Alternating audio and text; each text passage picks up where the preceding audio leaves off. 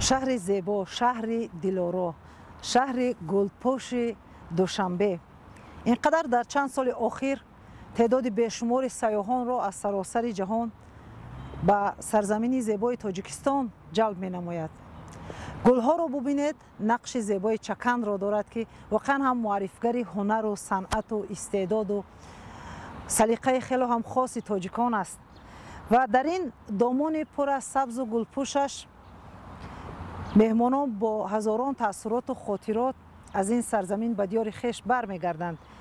این لحظه ها ما باز هم اطراف زیبایی های شهر دوشنبه، امکانیت های مهمانداری و مهمانپذیری پایتخت تاجیکستان برای شما قصه ها خواهیم کرد. قصه های زمان آبادی، آزادی، استقلال و وحدت و امنیت و تمام امکانیت های سیاحی پایتخت زمان شهر دوشنبه و تاجیکستان صاحب استقلال.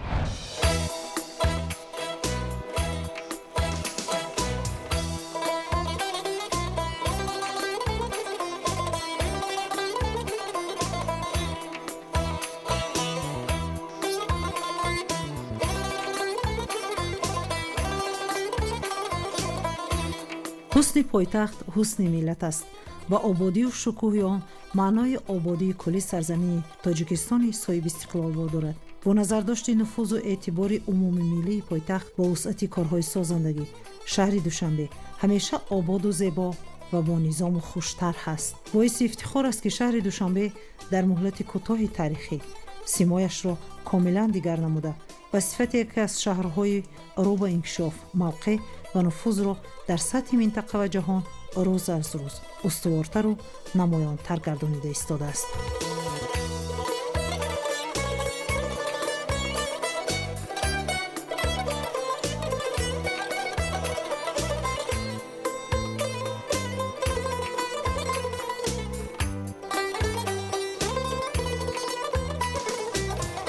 با راهنمایی سرور دولت، توجه حکومت مملکت به رشد ساحه سیاحی افضلیت پیدا نموده، تشبس‌های بنیادی گذاشته شد. در حاشیه پیشگرفته حکومت جمهوری تاجیکستان بهر توسعه سیاحی در پایتخت با دستگیری رئیس شهر دوشنبه محترم رستم امامعلی اقدام‌های نظررس راه‌اندازی گردیدند که در رشد ساحه زمینه سازگار فراهم آورده است. آبادی و بنیادکاری‌ها که در مقیاس پایتخت سالهای آخر روی کار آمدند، بهر سزاوار استقبال گرفتن 35 سالگی استقلالیت دولتی جمهوری تاجیکستان روانه گردیدند. چنین تشبسکاری و سرجمعی مردم برای سزاوار استقبال گرفتن جشن پرشکوه تاریخی ملی و دولتی تحفه بی‌نظیر و بهترین است برای ساکنان وطن دوست و آبادگر شهر زیبا منظری دوشنبه.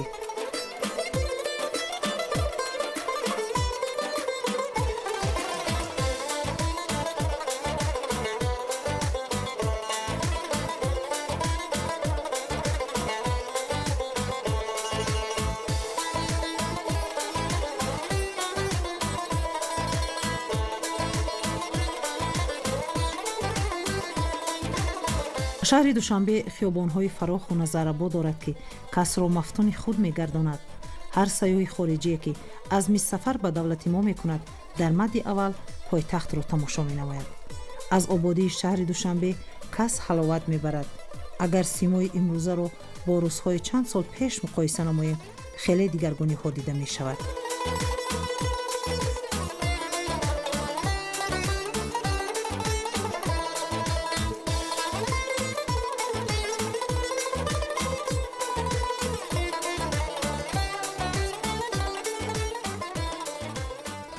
چند لحظه پیش بینندگان عزیز ما با شما گفتیم که هر لحظه و هر دقیقه ما شاهد آن می‌گردیم که در شهر دوشنبه مهمانان زیاد گشت و گذار میکنند، سیاحت مینمایند و این لحظه مهمان هستند. تصادفاً مهمان رو واخوردیم در نزد مجسمه اسماعیل سامانی. زیاد میخواستیم اولا خود را برای بینندگان آشنا مینمودید. از کجا آمدید؟ اسم شما؟ بله، اسمم مبین هستش. ما از ایران اومدیم، مرکز ایران، تهران عزیز. ما از تهران اومدیم.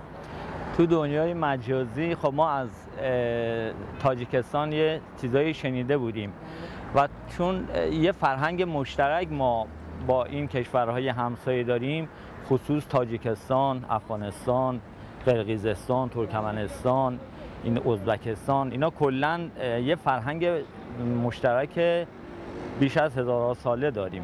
برای همین خیلی مشتاق بودیم که بیایم از نزدیک همین کشور رو ببینیم و از روزی هم که اومدیم خب اون چیزایی هم که شنیده بودیم راجع به کشور تاجیکستان تقریبا به عینه و عملا ما دیدیم این قضایا رو.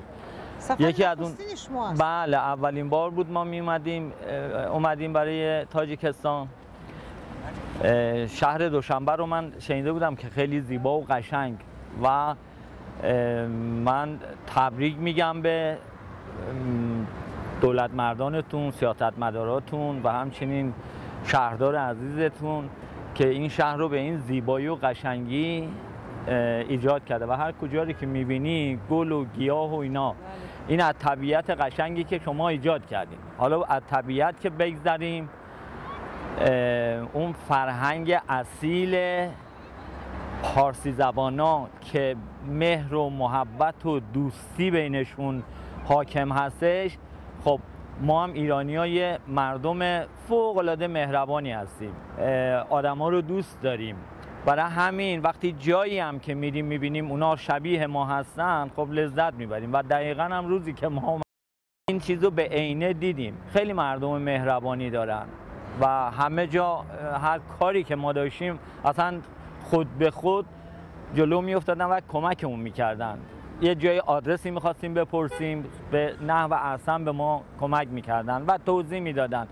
خلاصه اون مهربانی رو ما درشون دیدیم و این چیزم داشتیم که نوروز اومدیم اینجا، عید اومدیم اینجا، در هر حال همه چی برای ما خیلی جالب و دیدنی بود. خب در کدام گوشه‌های شهر دوشنبه سیر و سیاحت نمودید؟ از این فرصت استفاده منطقه حصار رفتیم.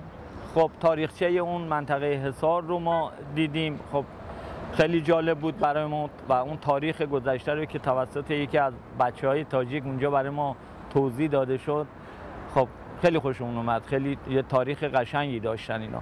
در شهر دوشنبه چی؟ در شهر دوشنبه تقریبا میشه گفت تمام بازاراشو گشتیم، تمام جای دیدنیشو رفتیم دیدیم. اون میدان استقلالش رو رفتیم، بالای برج رفتیم، اون موزه هاشو دیدیم.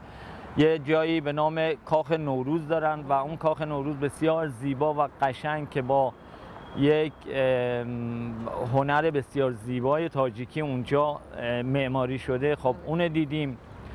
تقریبا جایی نمونده از دوشنبه که نرفته باشیم. از اون طرف بازارهای کاروانش رو، از این طرف نمیدونم بازارهای صدبرگش رو، همه جا رو تقریبا رفتیم دیدیم. امروز قسمتمون بود که بیایم کتابخانه ملیش رو ببینیم. بیشتر از همه هنگام استعمال نمودن غذاهای ملی تاجیکی شما در کدام آشخانه و طربخانه ها بودید و چی بیشتر دقت شما رو جلب کرده تمونیست؟ خب یکی از اون چیزای خیلی جالبشون اون آوازهای سنتی که توی تاجیکستان مال خودشون، یعنی این صوت و لحن صرفاً مال خود تاجیکستانه، مال خود مردم تاجیک هستش. در حال هم از موسیقیشون خیلی لذت بردیم، از موسیقی اصیل تاجیکی که یه طوری هم با موسیقی خود ما آمیخته شده. لذت بردیم از لحن و صداشون و اون صوت سنتیشون. غذاهای ملی به شما چگونه پسند آمد؟ غذاهای ملیشون هم که خب بسیار عالی بود. ما اینجا همون غذاهایی که تو ایران می‌خوردیم، مثلا انواع اقسام کبابا تو ایران هم هست، اینجا هم هست.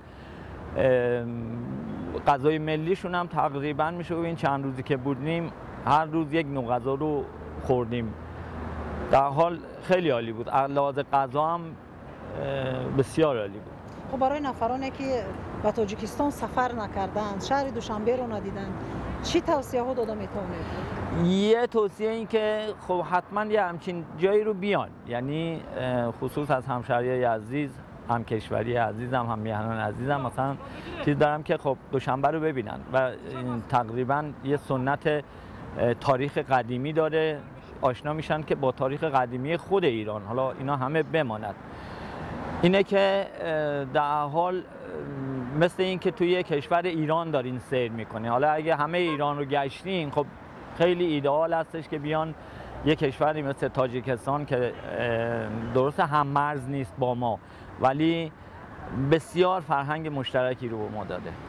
خوش آمدید و ما برای شما باز هم استراحت و سیر و گشت خیلی هم خاطرمان رو تمنا می‌نماییم و آرزوی آن رو می‌نماییم که شما در هر سفر خود به سرزمین تاجیکستان با خود یک جهان تاثیرات نیک رو ببرید. بله بله دقیقاً هم همینه.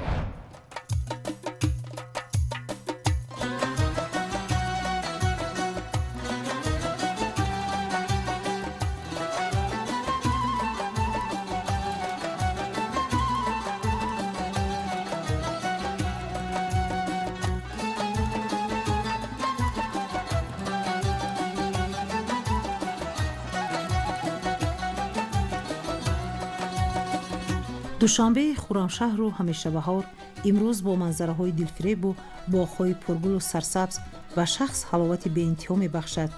در دامان دوشنبه گلچهره و گلپیراهن لاله‌ها رسته و باغ‌های آن پر از گل‌های رنگارنگ و پرنکهت است. دوشنبه شهر با افسونکاری‌های معماری و گلستان‌های دلربا، تجسمگری مردم شهرآفر با تمدن کم نظیر، شهری امید و آرزوهای میلیون‌ها نفر تاجیکان جهان.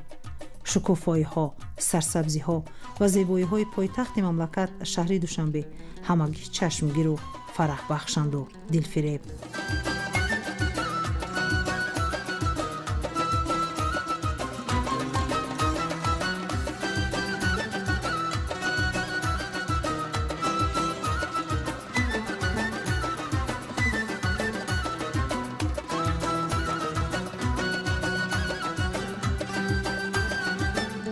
قامت افروختن بیناهای خوش‌طرح معماری و استقامتی، بنیاد باغ‌ها و دیگر انشاءات فرهنگی و فراغتی، چمنزار و گلگشت‌ها دوشنبه را به یکی از شهرهای زیباترین تبدیل داده است.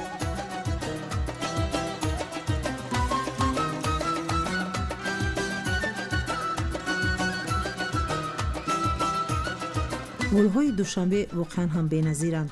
در شکوفایی و نظرآبایی آنها اسرار زیاد نهان است و گلها وابسته به محیط و وضع هوا، نسیم صبح و طلوع آفتاب و گذشت روز و غروب خورشید چندین رنگ میگیرند. گلها رمز زیبایی، عشق و محبتند. خیابان و گلگشت‌های شهر دوشنبه از گلها آیین دیگر میبندند. این همه محصول زحمت دستان گلریز شهردار و شهرنشینان است. تمام سیاحان داخلی و خارجی از این موضع، از این زیبایی‌ها استفاده برده حلاوت میبرند.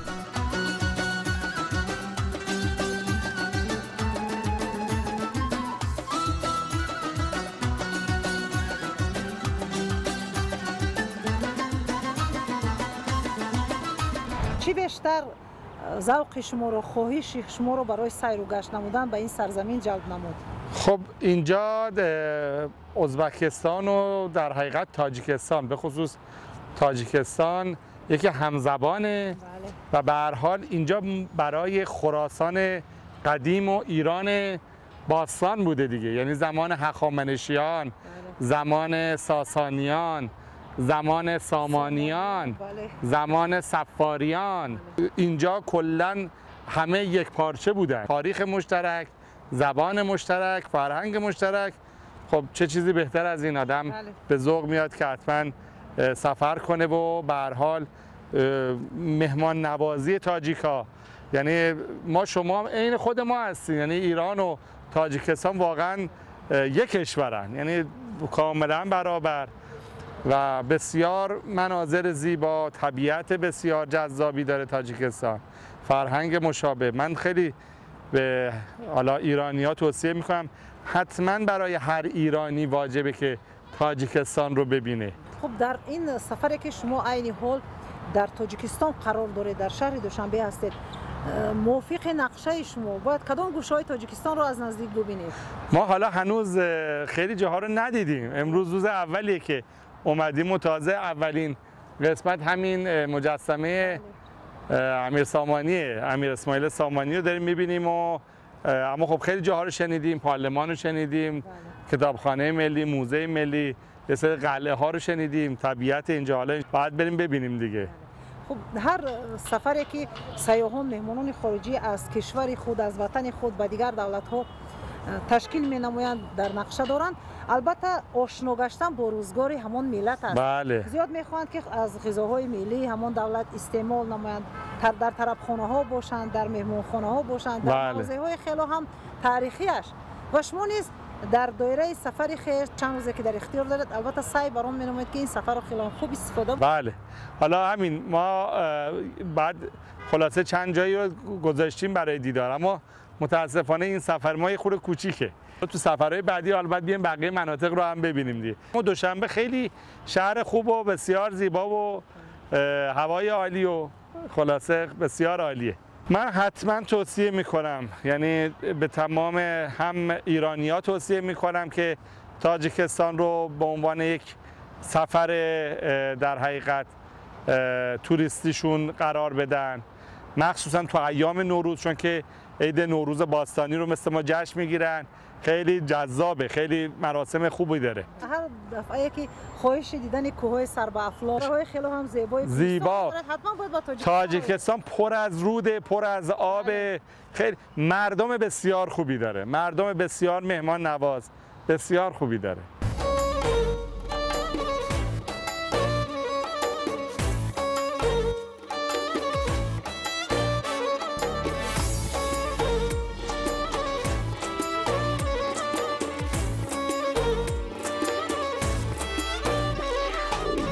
واقعا شهر گلباغ دوشنبه همه ساله زیباتر و محبوبتر می‌گردد.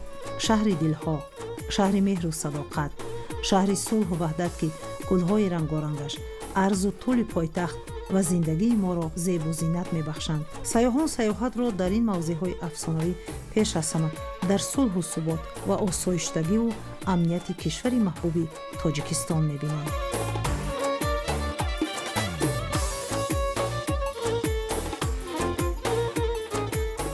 تاجیکستان سرزمین سیاحی است.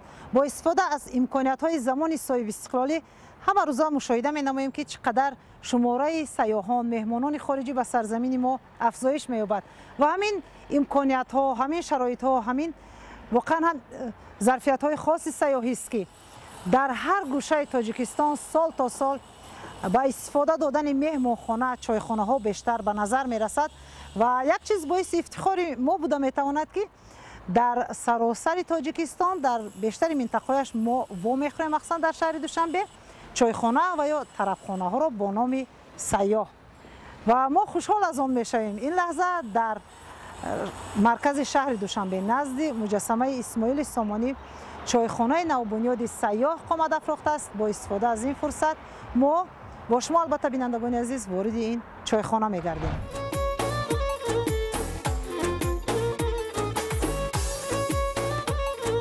چایخانه سیاه مکان زیبا با عنصرهای ملی ما را به دنیای زیبای هنرها دعوت می‌نماید. با دیدن این همه زیبایی‌ها طبع کس بالیده می‌گردد. در چایخانه شرایط خوب خدمت رسانی به سیاحان و مهمانان خارجی و معرفی طعام‌های ملی تاجیکانه مهیاست. در بینای معاصر خدمت رسانی به میزبان اساساً خوراک‌های ملی در سطح بلند آماده و پیشنهاد گردیده، همزمان موافق خواهش مهمانان خوراک‌های اروپایی نیز آماده می‌شوند.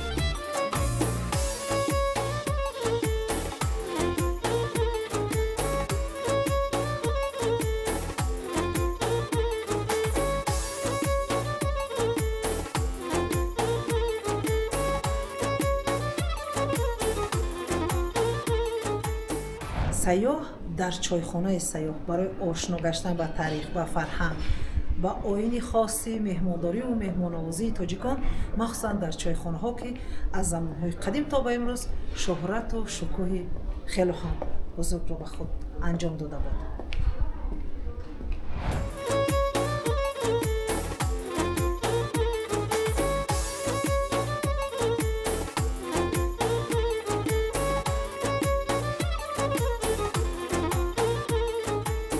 نمای داخلی و بیرونی چایخانه با شکل و عنصرهای خاص ملی و معاصر آرا یافته توجه سیاحان و مهمانان داخلی و خارجی را به خود جلب می‌سازد.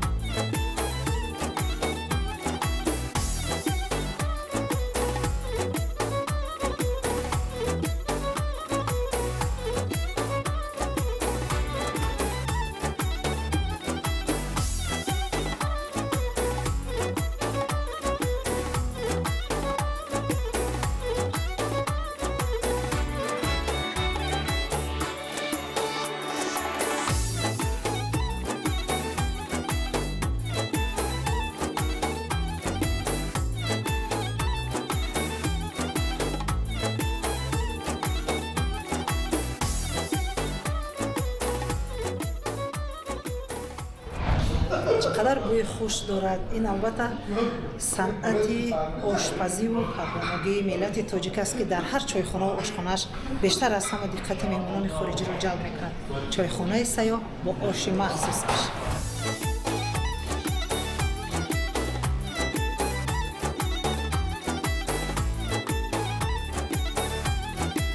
оши палав дар радифи таоми бомаза будан ҳамзамон хусусияти сарҷамкунӣ ва муттаҳидсозӣ дошта омили таҳкимбахши дӯстию бародарӣ, рафоқату садоқат ва вафодории инсонҳо дар атрофи як хон мебошад.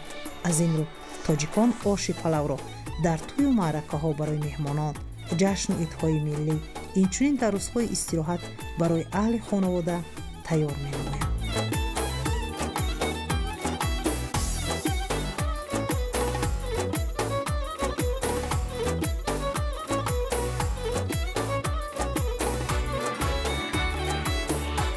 мардуми тоҷик аз давраҳои қадим киштукори шолиро омӯхта аз биринҷ хӯрокҳои гуногун тайёр мекарданд.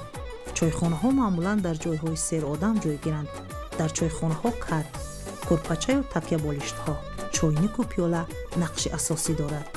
ҳар як нафарро муҳити ороми чойхонаҳо бо садои мусиқии рӯҳбахш хушҳол карда метавонад. дар чойхонаҳо бозиҳои гуногун аз қабили шатранҷбозӣ ва ҳамзамон қиссаву афсонагӯӣ, аксиягӯӣ, латифагӯӣ ва ҳатто мушоара низ баргузор мегардид.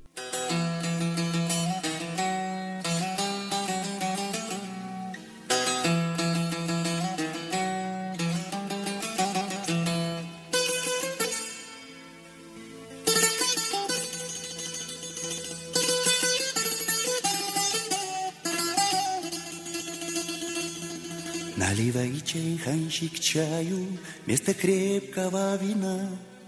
Я вам музыку сыграю, здесь всем нравится она. На востоке, что за небо без луны. На востоке, что за жизнь без чайханы.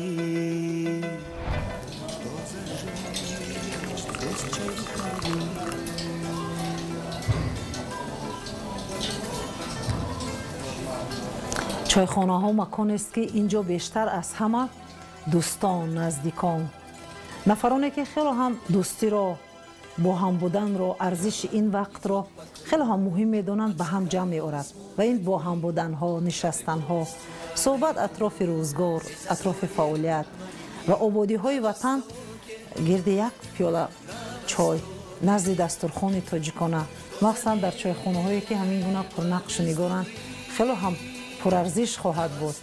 ва саёҳ вақте дар чойхонаи сайёҳ менишинад, чой менӯшад, ба ин қадар ободиҳо, ба ин қадар пешрафтҳо, ба ин қадар анъанаҳо, расму оини деринаву қадимаи тоҷикон диққат медиҳад, хан ҳам таҳсин мегӯяд ба миллате ки дар гузашти ин қадар қарнҳо, вақтҳо тамоми таъриху фарҳангу анъанаву оини деринаи худро ҳифз кард, нигоҳ дошт ва то ба имрӯз дар замони ободиву пешрафту шукуфои сарзамини хеш ба меҳмонон пешниҳод менамояд. ин қадар тоҷикон таърихи бой доранд. ин қадар ин арзишҳои миллии мо дар замони соҳибистиқлолӣ ҷойгоҳи хоси худро пайдо намуд ки бештар аз ҳама меҳмонон бо ворид гаштан ба ин гуна чойхонаҳо аз ҳунару салиқаву истеъдоди хоси тоҷикон ба ваҷд меоянд. ва сайёҳ дар чойхонаи сайёҳ бо ҳазорон қиссаву достону ривоятҳои ҷолиби замони соҳибистиқлолӣ.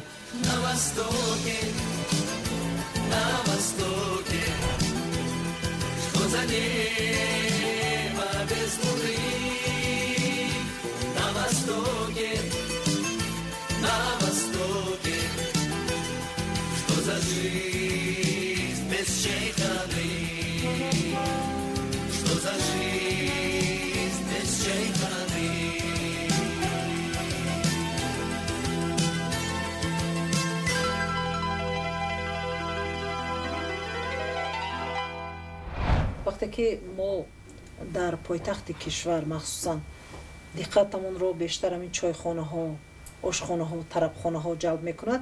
دقتی هر یک نفر و توجه هر یک نفر مهمان، هر یک نفر ساکن پایتخت و شهروند تاجیکستان در عموم وقتی به همین چایخانه ها می آید بیشتر از همه به نقش و نگارهای ملی روانه می گردد و اهمیتی بنیادی چایخانه، آشخانه، طربخانه ها در زمان صاحب استقلالی از نگاه شما چگونه است؟ خب اصلا در همه دور و زمان از نظر علمی جای تفریح استراحتگاه برای مردم در همه دور و زمان بود و یکی از نقطه‌های اساسی برای دمگیری، صحبت کردن، سر یک میز آمدن مفهوم چایخانه بود و چایخانه در فرهنگ مردم تاجیک خیلی یک موقع معین و وسیع دارد و همین است که حتی در فهرست ملی میراث فرهنگ غیر مادی چایخانه همچون مکانی با وجود آمدن کانتکست های فرهنگی انعکاس شده است.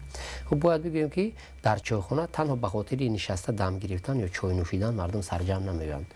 چایخانه برای بیرون کردن غم و غصه، اندوه، صحبت‌های عمومی کردن، حل و فصل بعضی مسائل و مسائل هست. مثلا دو نفر حتی میتواند که برای چایخانه، طربخانه یا آشخانه رفته برای یک چایخوری می‌نشینند اما در صحبتی کوتاه یا که نیم ساعت یا یک ساعتی هم صحبت می‌کنند یا قطار پرابلم و مسائلی که در زندگی دارند بین یکدیگر تقسیم میکنند، حل و فصل میکنند و حتی برای حل مشکلی آنها در آینده نقشه کشی و طراحی میکنند و حتی دیگر عنصرهای فرهنگی هم در داخل صحبت جای دارند.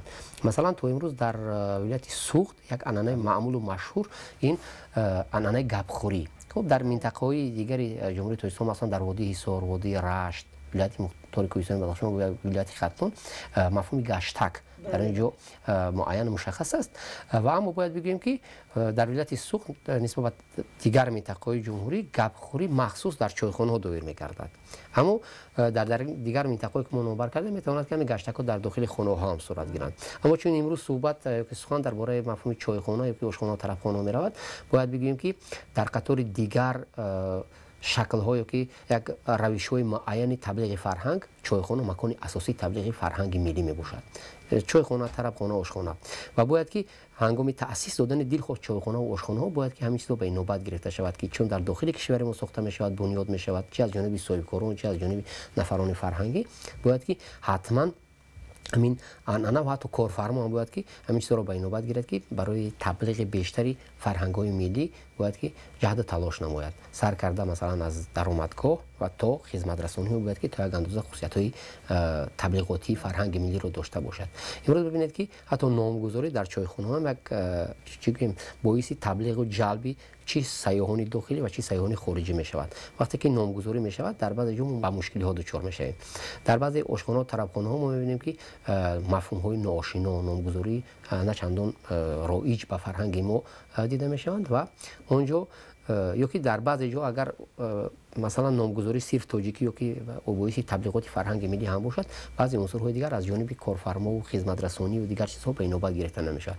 خب مثلا میبینیم در بسیاری جا آشخانه ملی فلان مینویسند. خب وقتی که ما ملی میگوییم باید که برای عنوان یا استاتس ملی دادن همه رکنها و جنبه‌های اون به نوبت گرفته شود. آیا وقتی که ما آشخانه ملی میگیم سر کرده از خدمت رسانی، سر کرده از جای نشست و حتی طعام‌هایی که پیشنهادی میزبان می‌گردد اونجا خصوصیت‌های ملی دارند یا نه؟ ما در بیرون میخونیم آشخانه ملی چون وارد طرفخانه آشخانه میشیم اونجا میبینیم که لکه طعام‌ها صرف اروپایی هستند و مفهومی ملی دادن نه به هر چیز مکمل میشود. وقتی که آشخانه یا چایخانه یا طرفخانه عنوان ملی رو میگیرد باید که حداقل 60% طعام‌ها پیشنهاد یا پیشکشی میزبان میشده باید که طعام‌های ملی ما باشند چون در فرهنگ مردم تاجیک یک زمان طعام‌هایی هستند که از جانب علمان پژوهشی علمی تحقیقاتی فرهنگ و اطلاعات و از جانب دانشمندان ولایت سوخت هم کتابنامه مخصوص درباره طعام‌های ملی و محلی تهیه گردیدند و وقتی که سیاحان خارجی با کشور ما وارد می‌گردند عنوان آشخانه ملی رو شناس می‌شوند وارد می‌شوند و توجه اونها به طعام‌های ملی ما است.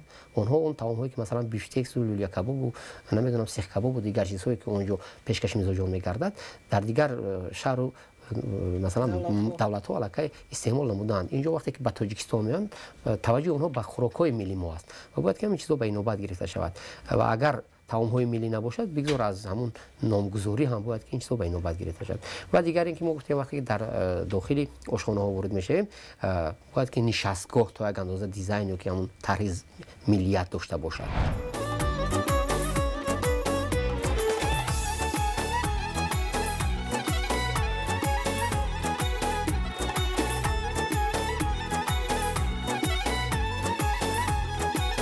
حالا چایخانه‌های منقش و زیبای شهر دوشنبه به مکان استراحت و تفریح و ملاقات یاران و دوستان تبدیل یافتند. در این چایخانه‌ها امروزها همچنین مراسم‌های گوناگون شهروندان برگزار می‌گردد. چایخانه سیاه با طرح و نمای ملی دقت هر یک نفر را جلب کرده می‌تواند.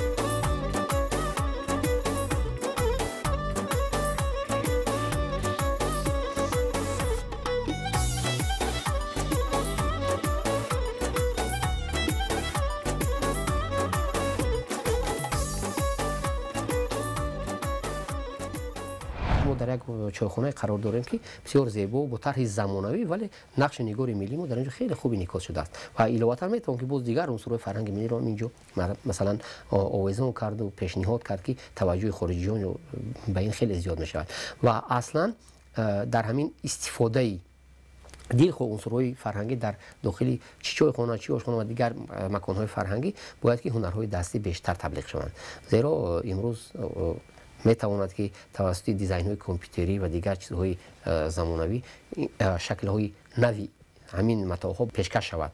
مثلا ببینید که یک زمانی همین انعنه هنری گلبست در شهر کلوب ولایت خرطوم بسیار جالب و زیبا بود و امروز از جمهوری مردمی چین متاع تیاری گلبست پیشنهاد می شود که در فابریکه آماده شده است، اما خارجیان که توجه به نقش و نگار آرایشات ملی دارند این چیزا رو خوب به خوبی احساس میکنند. وقتی که خصوصیت ملی داشته باشد و هنر دستی باشد هم ارزشش و هم توجه آنها به این چیزها زیاد میگردد.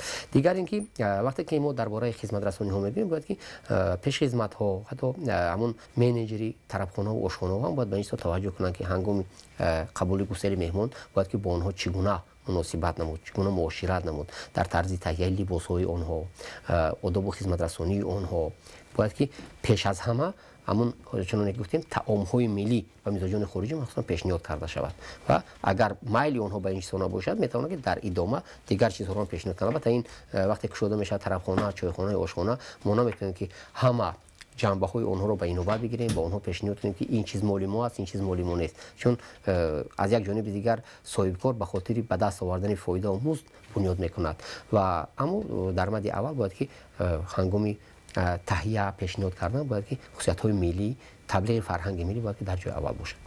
وقتونه ما زیاد مشاهده می‌نماییم که سال تا سال توجه هر نفری که به همین بنیاد چایخانه، آشخانه ها سمت فعالیتش روانه می‌گردد بیشتر سعی می‌نمایند که همین نقش و نگارهای ملی ما، تاریخ ما، فرهنگ ما در دیوارها در همین آشخانه‌ها انعکاس می‌یابند و اینقدر هویت ملی ما، خودشناسی ما، خودآگاهی ما را بنیاد همین گونه چایخانه و آشخانه‌ها به خود جلب می‌کند و بالاتر می‌برد، در راه وطنداری و خودشناسی البته زمینه می‌گذارد. زیرا ببینید که اگر سالهای پیشتر یا قبلی هر یک آشخانه‌ها بسیار هم در سطح اروپایی بنیاد می‌شدند، توجه همگان در سالهای اخیر با اون روانه می‌گردد که باید صرف نقشه ملی داشته باشد و در نامگذاری نیست. شما اینجا یادآور شدید بیشتر طرفخانه یا آشخانه‌های در گوشه‌های دلخواه وطنمون ما می‌خوانیم که با اسم آدمان هست و اونقدر دقت جلب کننده هم نمی‌شود. وقتی که نام زیبا دارد همون آشخانه و طرفخانه، از تاریخ ما، از فرهنگ ما، از دلخواه هنر و انعنه‌های ما، مخصوصا چایخانه سیاه اینقدر زیبا صدا می‌دهد به گوش، زیرا تاجیکستان سرزمین سیاحی است و می‌سازد که هرچی بیشتر برای نامگذاری برای بنیاد این گونه نقش و نگارهای ملی چایخانه و آشخانه‌ها ما نیز سعی نماییم. خب ببینید اینجا چند نکته مهم رو شما قید کردید. واقعا امروز در تهیه و پیشنهاد کردن نقش نگاری زیبا در داخل دلخواه آشخانه و چایخانه‌ای که امروز در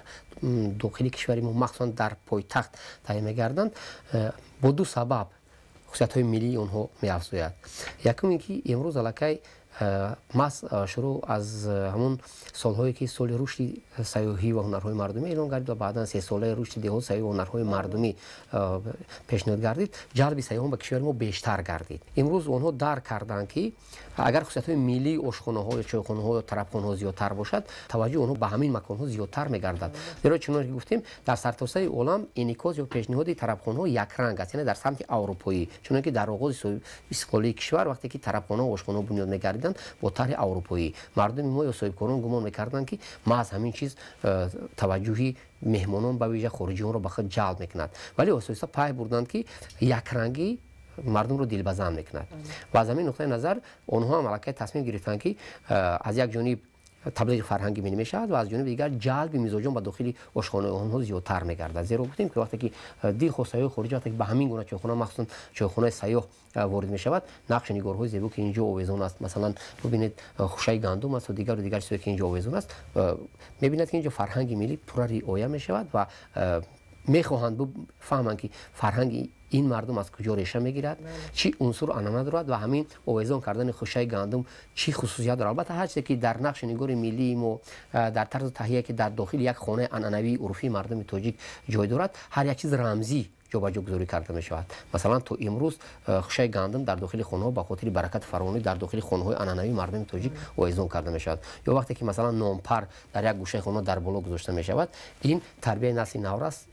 بر اون خاطر است که اول اینکه برکت خاندان است، یک کدبانی خوب دارد و دیگر اینکه نامپر هیچگاه از یعنی چی بگیم نفوذ و آبروی یک اشیاء عادی که به خاطر سیر کردن غذانوکی شکم مردم وابستگی دارد، یعنی ارجگذاری و از حتی مقام انسانیت بالا است که در بالا میگذارند و مهمان این چیز رو درک میکند که همین عنصرها برای چی است در بالا آویزان است. مثلا امروز ببینید نقش نگار بالای میز است اما در یک گوشه دیگر خوشه گندم. این چیزها توجه خارجیان رو جلب میکند، البته میپرسند و من به همین خاطر گفتم که پیش از همه در تهیه طرفخانه باید که منیجر یا که کارفرما همین چیزها رو به نوبت گیرد که هر یک کارمند یا پیشخدمتی رو به کار میگیرد باید که عنصرهای فرهنگی رمزی اونها رو با اونها شرح داده شود.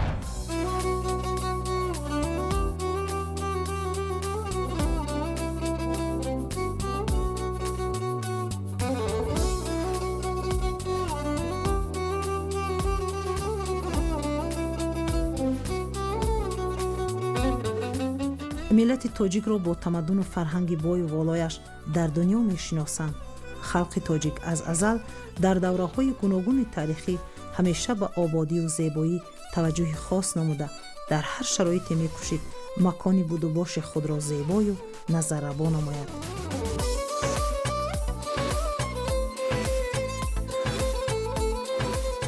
همین زمینه تاریخی و گذشته پرغناوت باعث گردید که خلق تاجیک بعدی به دست آوردن استقلال خویش با دل و نیر رو به آبادانی و سازندگی آورد. گذشته از این سبب اصلی که هر فرد تاجیک را برای آباد و خرم نمودن هر گوشه وطن وادار می نماید این عشق وطن است. امروزها ما شاهد آن می گردیم که در تمام گوشه و کنار کشور کارهای آبادانی و سازندگی و طور نظررس پیش رفته ایستاده است.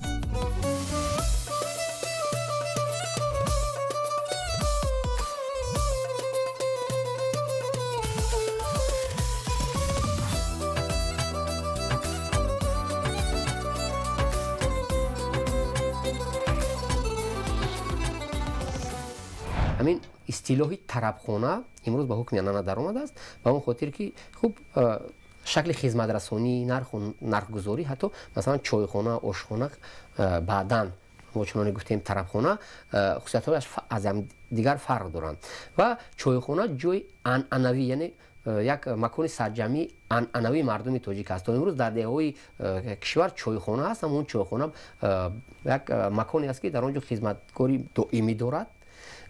چایی که در داخل می شود یعنی از حساب عمومی مبلغ دیگه سرجم می شود و یک چیزی مکانی هم تبلیغ فرهنگ و از جانب دیگر یک اینستیتوت مخصوصی تربیت انسانگرایی در چایخانه ها به عمل میاد و فونکسی همین چایخانه امروز باید که تا یک اندازه در پایتخت ها هم جای داشته باشد. امروز ما یک چند چایخانه عمومی در پایتخت داریم در مرکزی شهر دوشنبه، اما اینها تا یک اندازه موقع آنها برابری با طربخانه لکه جای گرفته است. مزاج وقتی که داخل چایخانه ها می شود برای یک صحبت عمومی هم هست. بگذار یک چای عادی فرمایش داده اونجا نشینن صحبت با هم، اما متأسفانه در بعضی از چایخانه های ما این چیزا به طور کلی رعایت نمی شود.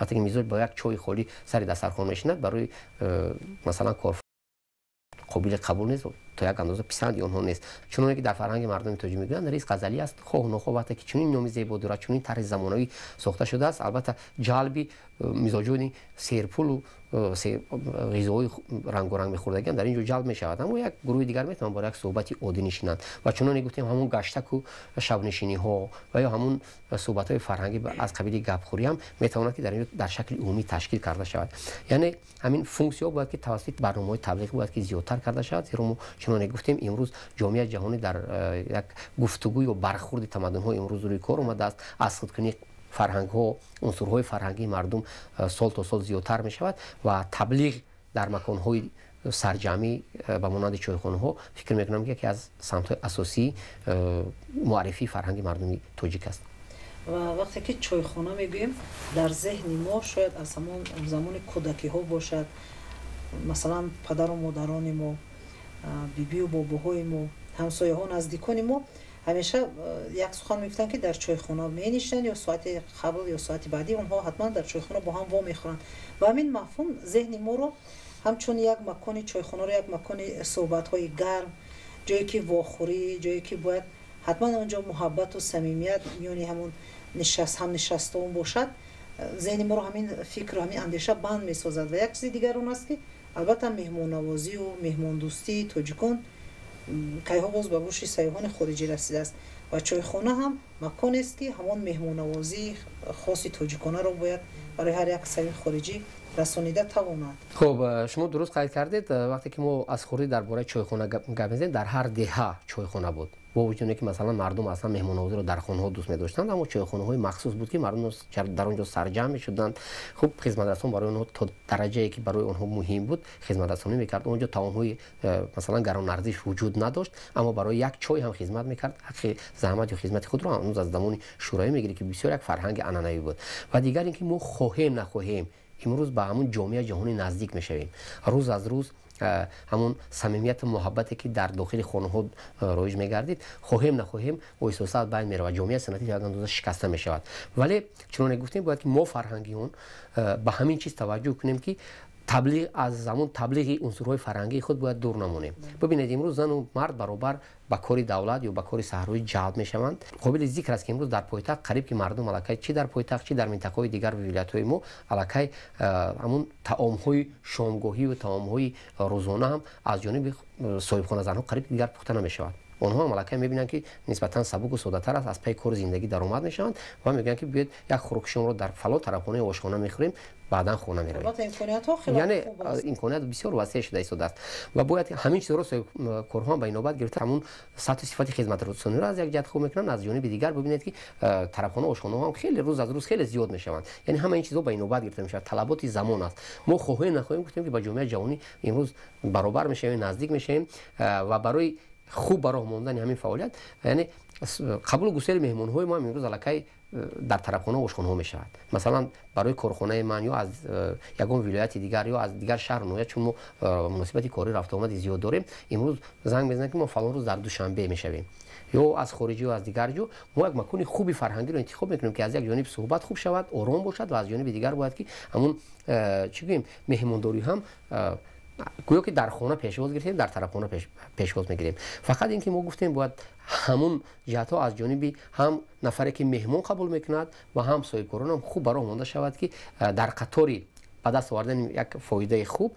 باید که همون ارزش های فرهنگی ما رو هم توانند که هم حفظ کنند هم تبلیغ کنند و هم پیشنهادی میزاجان کنند البته با همان رعایت مهمان دوستی و مهمان نوازی تاجیکانه خب البته مهمان نوازی مهمان دوستی تاجیکانه در همه دور و زمان بود و این چیز قابل قبول است و جای پوشیده هم نیست که مردم تاجیک خوب خصوصیت مهمان نوازی و پذیرایی دارند و همون چیزها باید که در آشخانه و طرفخانه ها خوب رعایت شود ما چنان گفتیم باید که تربیت پیشخدمت ها تربیت همون آشپزها باید که خوب برای مانده شود که در مد نظر همون مهمان نوازی تاجیکان مشاهده شود یعنی پر خدمت رسانی ها همون سطح صفت اروپایی نباشد یعنی فرقت اونها باید تو اندازه چنان باشد که اونجا هم در لباس اونها هم در معامله اونها هم در صحبت اونها باید که صمیمیت محبت تاجیکی مهمان نوازی تاجیکی باید که خوب رعایت شود البته ما افتخار می‌نماییم که در زمان صاحب استقلالی اینقدر امکانات ها شرایط ها برای قبول برای گسیل مهمانان خارجی که به سرزمین ما زیاد می‌آیند باز هم فراهم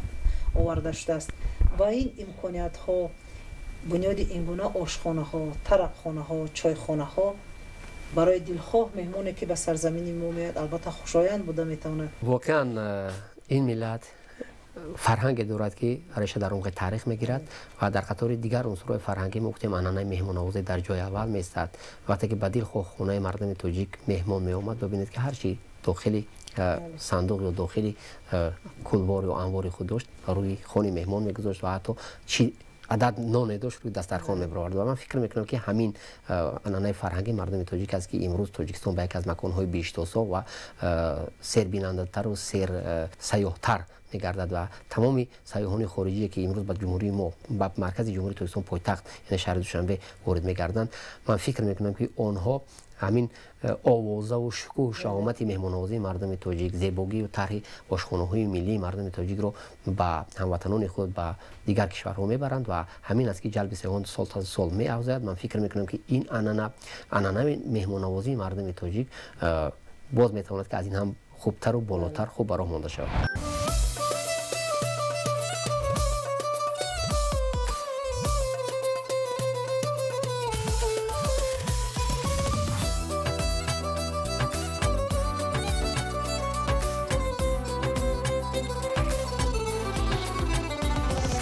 خلق تاجیک در طول تاریخ چندین هزار ساله خود شهر و پایتخت‌های بنیاد کرده است که مورد توجه عالمیان گشتند. سنت‌های شهرداری و صنعت معماری آنها که خصوصیت‌های ملی و عمومی بشری دارند تا زمان ما باقی مانده است. دوشنبه بر حق میراثدار آنهاست.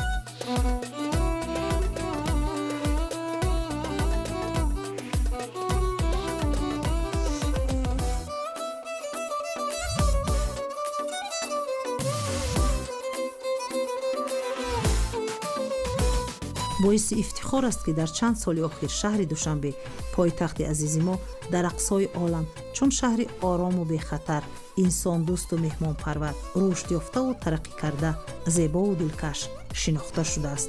این را نه تنها ساکنان پایتخت بلکه کل مردم کشور درک نمودند که روز از روز توجه سیاحان و مهمانان برای تماشای دوشنبه عزیز ما زیاد شده ایستاده است.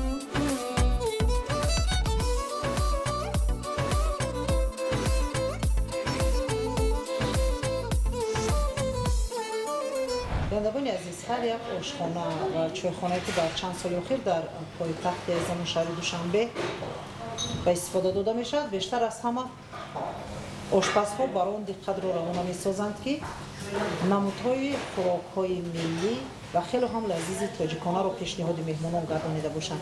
این لحظه ها ما در چایخانه سیاه البته خوراکی را پیشنهاد می نماییم که خاص به همین چایخانه است. کدام نمود خوراک را پیشنهاد کرده می توانیم؟ کباب گوسفندی پیشنهاد میکنیم شما. برآمد. البته مهمانان خیلی هم زیاد است در این چند ماهی که الکی به استفاده داشته از چایخانه سیاه میزاجان خود را دارد. مهمانان میآیند. مهمانان و از کشورهای دیگر بسیارتر است. سیاحان خارجی بسیارتر است.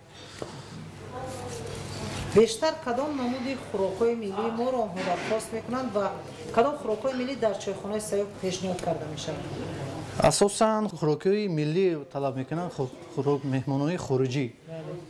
برای آنکه تشریف مهمانان به همین چایخانه ها و آشخانه ها زیاد باشد، نقش آشپزها مهم است، زیرا آنها با پیشنهاد خوراک‌های لذیذ میتوانند که زیادتر مهمانان را به چایخانه جلب کرده توانند. بله بله. مثلا برای آنکه خوراک ما خیلی هم لذیذ بیاید، البته در اینجا تجربه میباید. البته آشپز باید طرزی خیلی هم لذیذ با مزه آماده نمودن خوراک‌ها رو آموخته باشد. شما تجربه چند ساله دارید در این راه؟ تجربه کاری 10 ساله دارم. چرا بیشتر از همه باید آشپز هنگام آماده نمودن خوراک رعایت نماید؟ اول تازگی را رعایت نمودنش در کار، اما معین وقت ساعتی همون است، باید همون آشپز دونستنش در کار. بله بله. اگر همون نداند و خوراک بهتر نمیبروید. همه وقت ساعتی خودش دارد. و یک چیز مهم رو شما این لحظه قید نمودید، البته استفاده نمک در دلخواه نمود خوراک و یا خوریش خیلی هم مهم است. بله بله. کمی نمکش زیادتر بیاید هرچند ما کوشش نماییم البته طعم خوراک رو درست کردن نمیتوانیم. بله بله بله.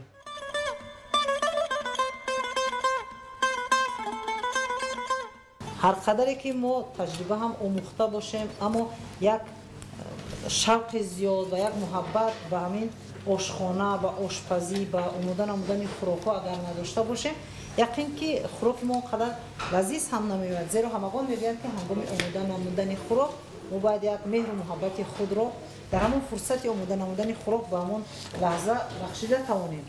البته مهر و محبت در لازم است که برای خوراک طراحی کردن. برای همه چیز مهر و محبت در کار کردن، نه اینکه آشپزی، دیگر کسبه ها هم یک مهر یک لازم است. از دل کار کردن لازم است. بله بله.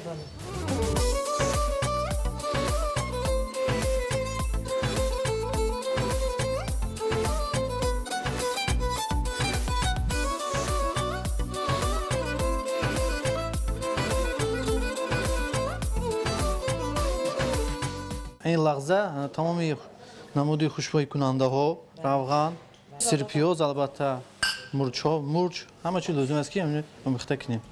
بله بله.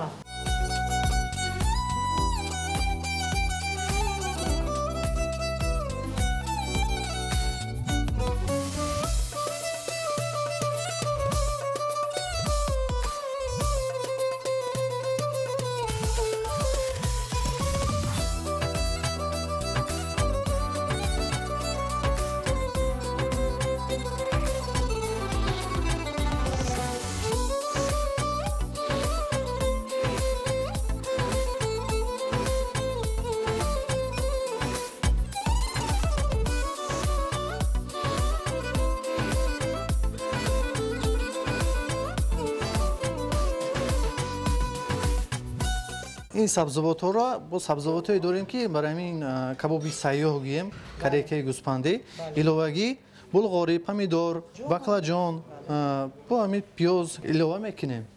مرحبا.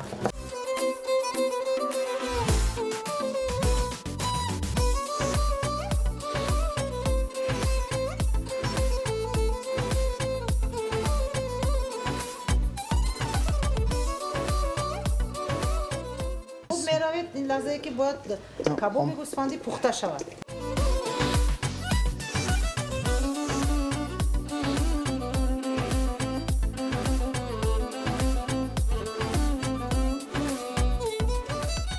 تشکر زیاد. هم هنر و استعداد و لیاقت هر یک نفری که در آشخانه و در چایخانه ها فعالیت میکند خاص است. ببینید که در یک فرصت خیلی کوتاه حدود 15 دقیقه خوراک آماده گردید و بوی خوشش البته از اون شهادت میدهد که خیلی هم لذیذ است.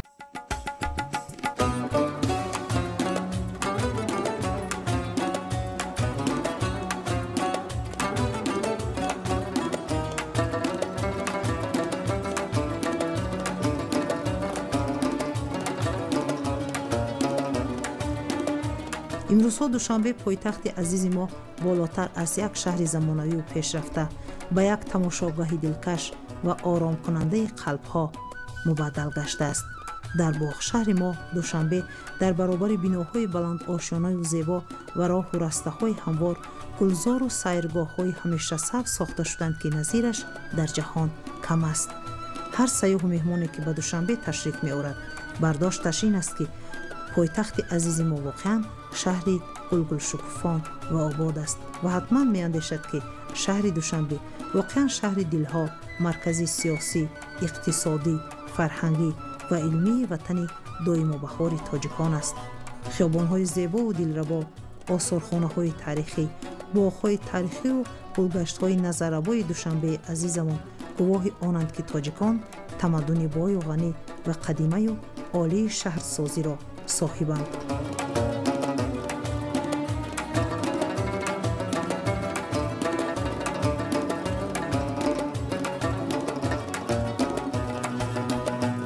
خیابان و کوچه های فراخ و زیبا، باغ و گلگشت های مفتون کننده و جالب، مرکز های علمی، فرهنگی، اجتماعی در حدود شهر عزیزمان بنیاد شده این گفته ها را ثابت می سازند.